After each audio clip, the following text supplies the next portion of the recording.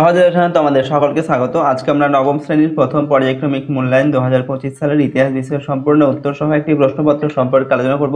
এই প্রশ্নপত্রের প্রশ্নোত্তরগুলো অবশ্যই তোমরা ভালোভাবে প্র্যাকটিস করে নেবে। তো চলো এই ভিডিওতে আমরা ক্লাস 9-এর ফার্স্ট ইউনিট টেস্ট 2025 হিস্ট্রি সাবজেক্টের এই কোশ্চেন পেপারের উত্তরগুলো দেখে নিই। তো এখানে তোমাদের পূর্ণমান থাকছে 40 নম্বর, সময় 1 ঘন্টা 15 মিনিট বা 1 ঘন্টা 30 মিনিট কিন্তু দেওয়া থাকবে। এই প্রশ্নদের পিডিএফ ফুল আমাদের সহজ লেসন অ্যাপের মধ্যে দেওয়া আছে। অ্যাপের লিঙ্ক ডেসক্রিপশন বক্সে রয়েছে, সেখান থেকে তোমরা অ্যাপটিকে ডাউনলোড করে চাইলে প্রশ্নদের পিডিএফ ফুলও নিতে পারো। 1 নম্বর দাগে বলা হচ্ছে, দেখো সঠিক উত্তরটি বেছে নিয়ে লেখো। এখানে 10টি প্রশ্নের উত্তর লিখতে হবে। 1 × 10 = 10। কয়ের দাগে বলা হচ্ছে, আমি রাষ্ট্র উক্তিটি বলেছেন চতুর্দশ লুই, পঞ্চদশ লুই, ষোড়শ লুই না দশম চার্লস। তো আমি রাষ্ট্র উক্তিটি বলেছেন চতুর্দশ লুই। এরপর ক্ষয়ের দাগে ফ্রান্সকে ভ্রান্ত অর্থনীতির জাদুঘর বলে মন্তব্য করেছিলেন ভলতেয়ার, নেকার, ষোড়শ লুই না অ্যাডাম স্মিথ। তো ফ্রান্সকে ভ্রান্ত অর্থনীতির জাদুঘর বলে মন্তব্য করেছিলেন অ্যাডাম স্মিথ। এরপর গয়ের দাগে বাস্তিল দুর্গের পতন হয়েছিল। এখানে দেখো 4টি অপশান দেওয়া আছে। তো বাস্তিল দুর্গের পতন হয়েছিল 14/7/1789, ঠিক আছে, এই তারিখে। ঘয়ের দাগে হচ্ছে, ফরাসি চার্চ আদায় করতো গ্যাবেলা, করভি, টেইলিনা টাইথ। তো ফরাসি চার্চ আদায় করতো টাইথ, ওকে, অপশান 4-এরটা। উমর দাগে হচ্ছে, ব্যাংক অফ ফ্রান্স প্রতিষ্ঠা করেছিলেন নেপোলিয়ন বোনাপার্ট, তুর্গ, মিরাবো না আবেসিয়াস। তো ব্যাংক অফ ফ্রান্স প্রতিষ্ঠা করেছিলেন নেপোলিয়ন বোনাপার্ট। টয়ের দেখা হচ্ছে, টিলসিটের সন্ধি স্বাক্ষরিত হয়েছিল ইংল্যান্ড ও রাশিয়ার মধ্যে, ফ্রান্স ও রাশিয়ার মধ্যে, ফ্রান্স ও স্পেনের মধ্যে, ফ্রান্স ও ইংল্যান্ডের মধ্যে। তো টিলসিটের সন্ধি স্বাক্ষরিত হয়েছিল ফ্রান্স ও রাশিয়ার মধ্যে। ছয়ের দেখা হচ্ছে, নেপোলিয়নের মহাদেশীয় অবরোধের মূল লক্ষ্য ছিল রাশিয়া, প্রাশিয়া, আইবেরীয় উপদ্বীপ, ইংল্যান্ড। তো নেপোলিয়নের মহাদেশীয় অবরোধের মূল লক্ষ্য ছিল ইংল্যান্ড। বর্গীয় যোদ্ধাকে কনফেডারেশন অফ দ্য রাইন গড়ে উঠেছিল 1806 খ্রিস্টাব্দে, 1809 খ্রিস্টাব্দে, 1808 খ্রিস্টাব্দে, 1807 খ্রিস্টাব্দে। তো কনফেডারেশন অফ দ্য রাইন গড়ে উঠেছিল 1806 খ্রিস্টাব্দে। ঝয়ের দেখা হচ্ছে, ভিয়েনা সম্মেলনে যোগ দেয়নি তৃতীয় ফেডারিক উইলিয়াম লুই ব্ল্যাঙ্ক। এরপর মেটার্নিক আর হচ্ছে ট্যালিরান্ড। তো ভিয়েনা সম্মেলনে যোগ দেয়নি, উত্তর লিখবে লুই ব্ল্যাঙ্ক। ইঙ্গল দেখা হচ্ছে, জুলাই বিপ্লব ঘটেছিল 1830 খ্রিস্টাব্দে, 1848 খ্রিস্টাব্দে, 1852 খ্রিস্টাব্দে, 1815 খ্রিস্টাব্দে। তো জুলাই বিপ্লব ঘটেছিল 1830 খ্রিস্টাব্দে। 2 নম্বর দেখা হচ্ছে, নির্দেশ অনুযায়ী নিচের প্রশ্নগুলির উত্তর দাও। এখানে 6টি প্রশ্নের উত্তর লিখতে হবে। প্রশ্নে মানে 1 করে 1 × 6 = 6। 2-1 দেখে বাম স্তম্ভের সঙ্গে ডান স্তম্ভে মেলাও। 1 × 3 = 3। বাম স্তম্ভে দেওয়া আছে পার্সিয়ান লেটার্স, এরপর মানুষ ও নাগরিকের অধিকার, তারপর হচ্ছে ফন্টেনব্লুর সন্ধি। আর ডান দিকে দেওয়া আছে ফরাসি সংবিধান সভা, নেপোলিয়ন বোনাপার্ট, মন্তেস্কু। তো পার্সিয়ান লেটার সেটা হচ্ছে মন্তেস্কু, এর সঙ্গে মিলবে। খয়ের দেখা হচ্ছে মানুষ ও নাগরিকের অধিকার, ফরাসি সংবিধান সভা, এটার সঙ্গে মিলবে। গয়ের দেখা ফন্টেনব্লুর সন্ধি, এটা হচ্ছে নেপোলিয়ন বোনাপার্ট, তার সঙ্গে মিলবে। ওকে, নেক্সট প্রশ্ন দেখো, 2-এর 2 নম্বর শূন্যস্থান পূরণ করতে হবে। 1 × 3 = 3। কয়ের দেখা সোশ্যাল কন্ট্রাক্ট বইয়ের লেখক ড্যাশ। তো সোশ্যাল কন্ট্রাক্ট বইয়ের লেখক হচ্ছেন রুসো। কয়ের দেখে কার্লসবার্গ ডিক্রি জারি করেন ড্যাশ। তো এখানে কার্লসবার্গ ডিক্রি জারি করেন, উত্তর লিখবে অষ্টাদশ লুই। গয়ের দেখে নেপোলিয়ন বোনাপার্টের পরে ফ্রান্সের শাসক হন ড্যাশ। তো নেপোলিয়ন বোনাপার্টের পরে ফ্রান্সের শাসক হন মেটার্নিক। ওকে, নেক্সট প্রশ্ন 3 নম্বর দেখে 2টি বা 3টি বাক্যে উত্তর দাও। যে কোনো 4টির উত্তর লিখতে হবে। প্রশ্নের মান হচ্ছে 2 নম্বর করে, 4 2 8 নম্বর দেওয়া আছে। পরের দেখা দৈব রাজতন্ত্র বলতে কী বোঝেন?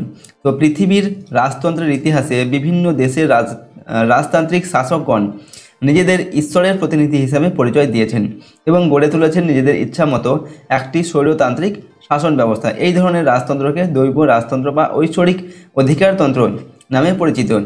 1789 খ্রিস্টাব্দে ফ্রান্সে ফরাসি বিপ্লবের পূর্বে বুর্বো রাজবংশের রাজারা দৈব রাজতন্ত্রের ধারণা বিশ্বাস করতেন। ওকে, পরের দেখা হচ্ছে কোড নেপোলিয়ন কি? তো দেখো উত্তর লিখবে ফ্রান্সের শাসক নেপোলিয়ন দেশের বিভিন্ন প্রান্তে প্রচলিত আইনগুলোর পার্থক্য দূর করে এবং পরস্পর বিরোধী আইনগুলোর মধ্যে সামঞ্জস্য বিধান করে 1804 খ্রিস্টাব্দে দেশে এক নতুন আইন ব্যবস্থা চালু করেন। এটিকে কোড নেপোলিয়ন বা নেপোলিয়নের আইন সংহিতা বলা হয়। গয়ের দেখে কনফেডারেশন অফ দ্য রাইন কেন গঠন করা হয়েছিল? এখানে উত্তর লিখবে নেপোলিয়ন বোনাপার্ট জার্মানির 300টি রাজ্যকে ভেঙে 39টি রাজ্যে পরিণত করেছিলেন। এটা করার প্রধান কারণ ছিল ঐক্যবদ্ধ জার্মানি রাষ্ট্র গঠন করা।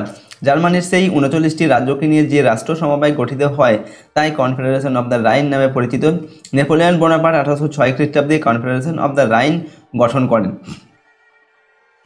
ঘয়ের দেখা প্রশ্ন, কাকে কেন দ্বিতীয় জাস্টিনিয়ান বলে অভিহিত করা হয়? তো ফরাসি শাসক নেপোলিয়ন 1804 খ্রিস্টাব্দের কোড নেপোলিয়ন নামে নতুন আইন সংহিতা প্রণয়ন করেন। সমকালীন যুগের যুগের সমকালীন যুগের চেয়ে প্রগতিশীল এই আইন ব্যবস্থা ছিল নেপোলিয়নের সর্বাপেক্ষা গৌরবময় সংস্কার এবং সর্বাধিক উল্লেখযোগ্য কীর্তি। এই কৃতিত্বের জন্য নেপোলিয়নকে দ্বিতীয় জাস্টিনিয়ান বলে অভিহিত করা হয়। উমর দেখা হচ্ছে ভিয়েনা সম্মেলনের উদ্দেশ্য লেখন। তো ভিয়েনা সম্মেলনের উদ্দেশ্য ছিল 1 নম্বর ইউরোপের রাজনৈতিক কাঠামোর পুনর্গঠন, 2 নম্বর হচ্ছে নেপোলিয়ন কর্তৃক বিতাড়িত রাজবংশের পুনঃপ্রতিষ্ঠা, 3 নম্বর নেপোলিয়নের বিরুদ্ধে সংঘটিত যুদ্ধে ক্ষতিগ্রস্ত দেশগুলোর ক্ষতিপূরণের ব্যবস্থা করা। 4 নম্বর দাগে 7-8টি বাক্যে উত্তর দাও, যে কোনো দুটির উত্তর লিখতে হবে। প্রশ্নের মান 4 নম্বর করে, 4 × 8 নম্বর। কয়ের দাগে মেটারিক ব্যবস্থা আলোচনা করো। আমরা উত্তর লিখছি দেখো, ফরাসি বিপ্লবের ফলে ইউরোপে উদারনৈতিক, গণতান্ত্রিক ও জাতীয়তাবাদ সহ নানান আধুনিক ভাবধারা ছড়িয়ে পড়ে। নেপোলিয়নের পতনের পর অস্ট্রিয়ার প্রধানমন্ত্রী ও ইউরোপের রক্ষণশীলতার জনক মেটারনিক ইউরোপকে ফরাসি বিপ্লবের প্রভাব থেকে মুক্ত করে পুরাতন তন্ত্রকে ফিরিয়ে আনার জন্য যে তীব্র দমনমূলক ও রক্ষণশীল নীতি গ্রহণ করেছিলেন এবং সমগ্র ইউরোপে তা ছড়িয়ে দিয়েছিলেন, তা মেটারনিক তন্ত্র বা মেটারনিক ব্যবস্থা বা মেটারনিক পদ্ধতি নামে পরিচিত। এই ব্যবস্থার ফলে ইউরোপ প্রায় 30 বছরের জন্য যুদ্ধজনিত অশান্তি ও অস্থিরতা থেকে মুক্ত ছিল। এটাই মেটারনিক তন্ত্রের উল্লেখযোগ্য গুরুত্ব, আর এই কারণে এই সময়কালকে ঐতিহাসিক ফিশার মেটারনিক যুগ নামে অভিহিত করেছেন। পরের দিকে ফ্রান্সে সন্ত্রাসের শাসন কেমন ছিল? 1792 খ্রিস্টাব্দে ফ্রান্সে রাজতন্ত্রের অবসান ঘটে। এরপর ভোটদানের মাধ্যমে জাতীয় মহাসভা গঠিত হয়। জাতীয় মহাসভা ফ্রান্সকে প্রজাতন্ত্র বলে ঘোষণা করে। জাতীয় মহাসভাতে 3টি দল ছিল, জিরন্ডিস্ট, জ্যাকোবিন ও মডারেট। জিরন্ডিস্ট বা নরমপন্থীদের পতন ঘটলে জ্যাকোবিন বা উগ্র বিপ্লববাদী দলের রাজনৈতিক অধিকার প্রতিষ্ঠিত হয়। জ্যাকোবিনরা সীমান্তের শত্রু সেনা ও দেশের ভেতরের প্রতি বিপ্লবী বিদ্রোহের মুখোমুখি হয়। তখন তারা প্রজাতন্ত্রকে রক্ষার শপথ নেন এবং এক জরুরি শাসন ব্যবস্থা প্রবর্তন করেন। এরই নাম হলো সন্ত্রাসের রাজত্ব। ওকে, এর সময়কাল ছিল 2 জুন 1793 থেকে 27 জুলাই 1794 খ্রিস্টাব্দ পর্যন্ত। ফ্রান্সের সন্ত্রাসের রাজত্বের নায়ক ছিলেন জ্যাকোবিন দলের নেতা রোবস্পিয়ার। গয়ের দেখা হচ্ছে নেপোলিয়নকে বিপ্লবের সন্তান বলা হয় কেন? তো নেপোলিয়নকে বিপ্লবের সন্তান বলা হয় কারণ ফরাসি বিপ্লবের উদার নীতি নেপোলিয়নকে ফ্রান্সের ক্ষমতা দখলে সহায়তা করেছিল। ফরাসি বিপ্লব প্রসূত সাম্য ও মৈত্রীর আদর্শ নেপোলিয়ন তার শাসনকালে কার্যকর করেছিলেন। ফরাসি বিপ্লবের মূল আদর্শগুলি তিনি ইউরোপের বিভিন্ন প্রান্তে ছড়িয়ে দেন। 5 নম্বর থেকে 15টি বাক্য উত্তর লিখতে হবে, যে কোনো একটি। প্রশ্নের মান 8 নম্বর। ওকে, 8 নম্বর দেওয়া আছে। কয়েক দেখে ফরাসি বিপ্লবের অর্থনৈতিক কারণগুলি লেখন। তো ভূমিকা দিয়ে আমরা লিখছি, ফরাসি বিপ্লব 1799 খ্রিস্টাব্দে আধুনিক বিশ্বের ইতিহাসে একটি অন্যতম গুরুত্বপূর্ণ ঘটনা। বিভিন্ন অর্থনৈতিক কারণ ফরাসি বিপ্লবের জন্য বিশেষভাবে দায়ী ছিল। যেমন নাম্বার ক হচ্ছে সরকারি অপব্যয়। ফরাসি রাজপরিবার অকাতরে অর্থ ব্যয় করে রাষ্ট্রের অর্থনৈতিক শক্তিকে দুর্বল করে দেন। 14 লুই, 15 লুই ও 16 লুইয়ের আমলে সম্রাট সহ রাজপরিবারের অমিত ব্যয়তা ও বিলাসিতা চরমে পৌঁছায়, ফলে ফরাসি রাজকোষ শূন্য হয়ে যায়। এবার ক্ষয়ের দাগে আমরা খ নম্বর পয়েন্ট করে লিখছি দেখো, ব্যয়বহুল যুদ্ধ। 14 ও 15 লুই বিভিন্ন ব্যয়বহুল যুদ্ধে অংশ নিয়ে বিপুল অর্থ ব্যয় করেন। 16 লুই আমেরিকার স্বাধীনতা যুদ্ধে যোগ দিয়ে বিপুল অর্থ ব্যয় করেন, ফলে দেশে অর্থনৈতিক সংকট দেখা দেয়। এরপর হচ্ছে পরের পয়েন্ট, অধিকারভোগীদের আয়। ফ্রান্সের প্রায় অর্ধেক কৃষি জমি ছিল যাজক অভিজাত সম্প্রদায়ের হাতে। জমি থেকে বিপুল আয় সত্ত্বেও তারা সরকারকে টাইলে বা ভূমিকর, ক্যাপিটেশন বা উৎপাদন কর, ভিটিংএমে বা আয়কর কিছুই দিত না। তা সত্ত্বেও তারা রাষ্ট্রের বিভিন্ন ধরনের সুযোগ সুবিধা ভোগ করত। পরের পয়েন্টে আমরা লিখছি, তৃতীয় শ্রেণীর করের বোঝা। রাষ্ট্র, গির্জা ও জমিদাররা তৃতীয় শ্রেণীর কাছ থেকে বিভিন্ন ধরনের কর আদায় করত। সমস্ত রকম কর মিটিয়ে কৃষকদের হাতে উৎপন্ন ফসলের মাত্র 20% অবশিষ্ট থাকত। এরপর পয়েন্ট হচ্ছে দেখো, মধ্যবিত্তদের দুরবস্থা।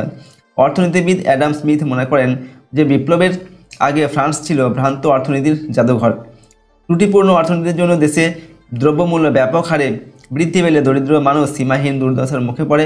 খাদ্য ও অন্যান্য দ্রব্যের মূল্য গরিব মানুষের ক্রয় ক্ষমতার বাইরে চলে যায়। অন্যদিকে ধনী বুর্জোয়া ব্যবসায়ী শিল্পপতিরা স্বাধীন ও অবাধ বাণিজ্যের জন্য শুল্ক ও নিয়ন্ত্রণ লোপের দাবি জানায়।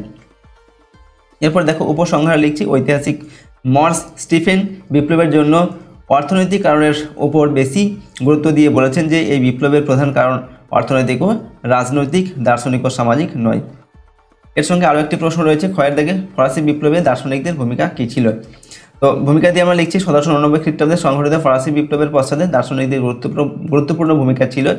ফরাসি দার্শনিকগণ তাদের লেখনীর দ্বারা রাষ্ট্র ব্যবস্থার ত্রুটিপূর্ণ দিকগুলি দেশের সাধারণ মানুষের সামনে তুলে ধরেন। ফলে ফ্রান্সের শোষিত ও অবহেলিত মানুষের মনে বিপ্লবের বীজ রোপিত হয়। প্রথমে আমরা লিখছি দেখো ফরাসি বিপ্লবের দার্শনিকদের অবদান। তো প্রথম পয়েন্ট হচ্ছে মন্তেস্কু সম্পর্কে আমরা লিখছি। ফরাসি দার্শনিক মন্তেস্কু ছিলেন দেশের বঞ্চিত শ্রেণীর প্রাণপুরুষ। মন্তেস্কু তার দ্য স্পিরিট অফ লজ বা আইনের মর্ম নামক গ্রন্থে সম্রাটের স্বৈরাচারী শাসন ও স্বর্গীয় অধিকার তত্ত্বের তীব্র সমালোচনা করেন।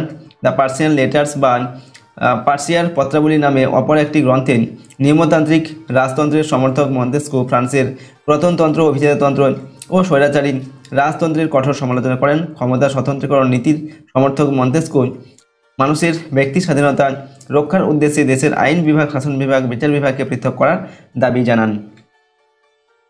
এরপর আমরা ভলতেয়ার সম্পর্কে লিখছি। দেখো, ভলতেয়ার ছিলেন ফ্রান্সের অন্যতম দার্শনিক, সাহিত্যিক ও চিন্তাবিদ। তিনি ফ্রান্সের স্বৈরাচারী রাজতন্ত্রের তীব্র নিন্দা করেন। তিনি তীক্ষ্ণ ব্যঙ্গাত্মক রচনার মাধ্যমে ফরাসি গির্জার দুর্নীতি ও কুসংস্কার, অন্ধবিশ্বাস ও অত্যাচারকে আক্রমণ করেন। তিনি ক্যাথলিক গির্জাকে বিশেষ অধিকারপ্রাপ্ত উৎপাত বলে অভিহিত করেন। তার দুটি উল্লেখযোগ্য গ্রন্থ হল কান্দিদ ও দার্শনিকের অভিধান। এরপর রুসো সম্পর্কে লিখছি। অষ্টাদশ শতকে ফ্রান্সের সর্বাপেক্ষা উল্লেখযোগ্য ও জনপ্রিয় দার্শনিক ছিলেন জ্যাক রুসো। তিনি তার সর্বাপেক্ষা উল্লেখযোগ্য সামাজিক চুক্তি গ্রন্থে রাজার ঐশ্বরিক ক্ষমতা যুক্তি সহকারে খণ্ডন করেন। তিনি বলেন যে রাষ্ট্রের সার্বভৌম শক্তির উৎস হল জনগণ, কারণ জনগণের ইচ্ছা অনুসারেই একদিন চুক্তির দ্বারা রাজা শাসন ক্ষমতা লাভ করেছিলেন। তাই রাজাকে যে কোনো সময় ক্ষমতাচ্যুত করার অধিকার জনগণের আছে।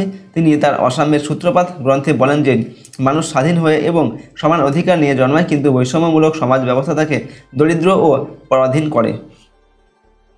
এরপর উপসংহারে লিখছে। দেখো, ফ্রান্সে বিপ্লব সংঘটিত হওয়ার ক্ষেত্রে উপরোক্ত দার্শনিকদের অতি নগণ্য অবদান ছিল বলে কোনো ঐতিহাসিক মনে করেন। অবশ্য ঐতিহাসিক রাইকার, সেতোব্রিয়ান, টেইন, রুস্তান প্রমুখ ফরাসি বিপ্লবের জন্য দার্শনিকদের ভূমিকা অস্বীকার করেছেন।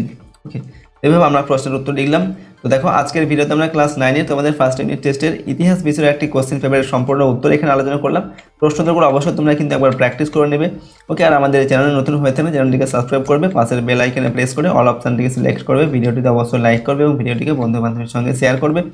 কমেন্ট বক্সে অবশ্যই তোমাদের মতামত লিখে জানাবে। আর এই প্রশ্নোত্তরের পিডিএফ আমাদের সহজ লেসন অ্যাপের মধ্যে রয়েছে, সেখান থেকে তোমরা অ্যাপটিকে ডাউনলোড করে চাইলে প্রশ্নোত্তরের পিডিএফগুলো কিন্তু নিতে পারো। ঠিক আছে, অ্যাপের লিঙ্ক ডেসক্রিপশন বক্সে দেওয়া আছে। তো চলো, আজকে আমরা ভিডিওটিকে এখানেই শেষ করছি। সম্পূর্ণ ভিডিওটি দেখার জন্য অসংখ্য ধন্যবাদ।